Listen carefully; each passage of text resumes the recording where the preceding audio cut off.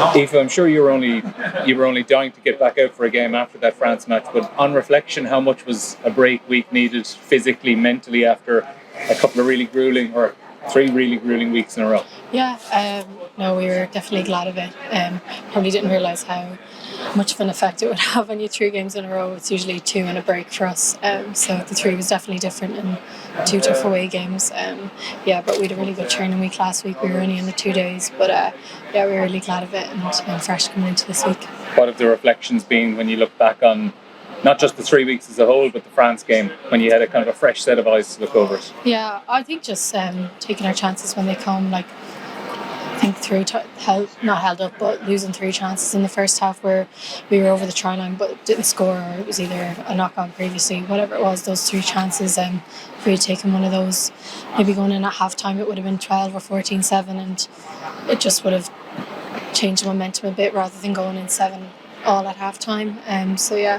When you come up against them teams, especially the top 4, it's just the finer margins. Like, inevitably they were going to come back at us, and they're a quality side as well. We have the utmost respect for them, we can't afford to miss chances like that.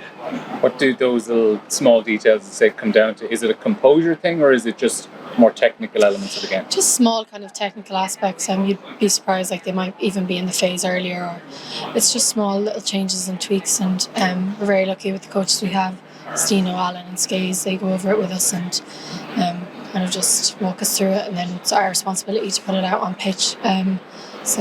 We've been trying to do that last week and this week, so hopefully it comes through now at the weekend. And you spoke to us after the game in France, and we were talking about how just huge these last 2 games are to finish the campaign on a high, finish with 3 wins and guarantee yourselves 3rd place at least. How much are you looking forward to these 2 weeks in a row now, starting with Belfast? Yeah, I can't wait now, especially with 2 home games, and we haven't thought too much about the one next week, but this week we've really good memories in Belfast with the 150 game against Australia, and I know we didn't win the French game last year, but the crowd were amazing up there, and they always get behind us, so we're really excited, and it's our chance now to push on and try to get 2 home wins.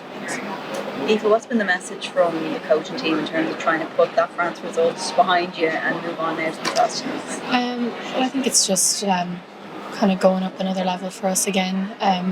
We're a very resilient group. We've bounced back from things much worse than this before in a short turnaround. So I've no doubt we will. That's credit to the girls themselves.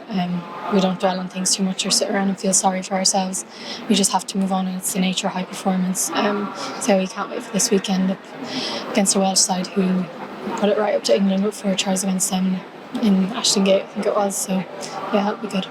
In the same breath, I know you don't want to dwell on the France thing. Did you have a few tough conversations with each other as players? Oh yeah, it's sure we have to review the game, so it's never easy to watch back, but there's just things you have to do, and it's part and parcel of it all. Like, you just have to learn fast and move on quick and make sure the next opportunity you get, you execute it. In terms of Wales, you mentioned there, obviously they had a really not a good result, but a really good performance against England. They are dangerous in attack. Yeah, definitely. They have a good strong pack, and once they get that maul going, they're hard stops. So we've reviewed them, but when we're going into this weekend, we're very much focused on ourselves and trying to put our performance out there, and whether that's through defence or attack. And every game we approach, we try not to dwell on the opposition too much. We review them, but it's all about putting ourselves out there. That's true. Yeah.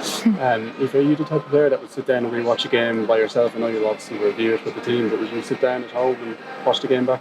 I'd watch it once. I'm definitely not someone who dwells on things too much. I just try to learn, as I said, move on quick and learn fast. You don't really have a choice. As I said, you can't really sit around and feel sorry for yourself. It's just the nature of this competition with the back-to-back games, and you only have one break week. I definitely don't get too worked up about things. It's obviously hard watching it back, but you just have to move on from it. Would you, as a group outside of, again, camp, would you sit down over a coffee and talk about the game, or do you try and avoid that type of thing? No, we don't avoid it. We have units reviews, which are really beneficial for us, and the coaches kind of facilitate that. But players kind of review it in their own way, I suppose. Like, there's so many different parts of the game, like the line out, 22 attack, RD. So naturally those conversations come up over the week. Like, it's not something we just brush under the carpet and forget about, but it's really easy to pick up conversations with people, and even on the go during games you can do that, whether it's 9s and 10s or whatever it is, back three. So there's nothing like taboo or anything we'd avoid in our group. Like, we're a very honest group with each other, but at the same time we won't sit around and feel sorry for ourselves. How have you found the change in the centre partnership with Nancy and Eve? Yeah, I've been training, like, we always rep in and rep it out with each other at training, so like, it's nothing new for any of us. Like, I'm very fortunate in my position. Like, across 12 and 13 we've so much depth, so in training, like, there's a lot of rotation and stuff, so it's nothing really new. Like, we've all played together before, but they're two great players, and they helped me a lot out there, so I'm very grateful for them. What's the difference between the two, would you say? Well, Eve probably has a bit more experience under her belt. Like, she's more caps than me and Nancy, I'd say.